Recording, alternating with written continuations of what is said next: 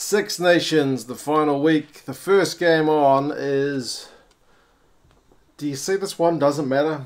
Neither of these teams can do anything in terms of the championship. And as far as I'm aware, Italy can only get the wooden spoon. And this one, I think that's already kind of guaranteed. So, where do you go with this one? It's a chance for Italy to prove a point and to get a bit of pride in the jersey before they close off the season. And for France, there's a lot of talk about the camp being unhappy, so I suppose it'd be a good way for Jacques Brunel to get a bit of a confidence boost. Either way, it's a similar story for both teams in terms of just playing for a bit of pride and trying to close things off on a high. In recent years, it's been France over Italy. The last 5 games have all gone France's way, so it's been a wee while. I think it's 21 games in the Six Nations now since Italy's had a win, so it's been a wee while. And yeah, it's 2013 was the last time they beat France. That was in Rome. So the average score over the last 5 games has been pretty one-sided. It's been France 32, Italy 13. So France able to pile up a few points in their recent fixtures. I suppose this will be a good test to see if they're able to do the same here, because a lot of the time their attack has been pretty lackluster.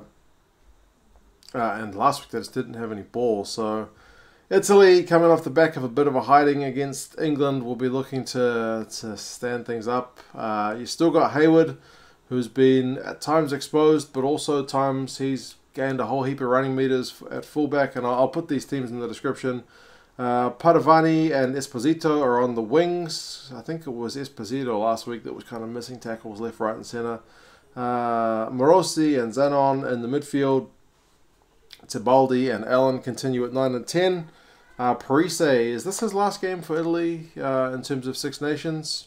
He'll be wanting to sign off on a high note.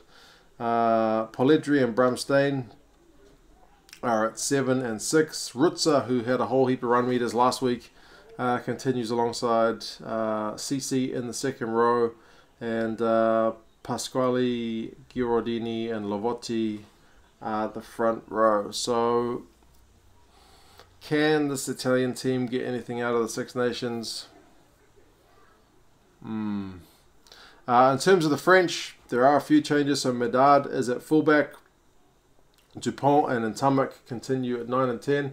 It's an interesting one. I thought Dupont was alright last week, but a lot of people thought he was rubbish. I guess he didn't have much ball. I did a sense check around the media, and some of them, yep, said he was rubbish, and other people said, no, for a guy who was living off scraps, he did alright. So I suppose it's a hard one to measure on the back of such a dominated performance. Houget is just always in there with a try and a try coughed up or something. He's going to do something, you know that. He's always a man of action. Pinot, Fofana, Bastro all playing. Paul Willems starts this week though in the second row. Felix Lambe, who was good again last week, still continues on. Demba Bamba, who seemed to be the stronger of the tight heads, gets to start again. Ghiraldini. Yeah, it's a pretty stable, I think, apart from the fact that like Aturi is on the bench.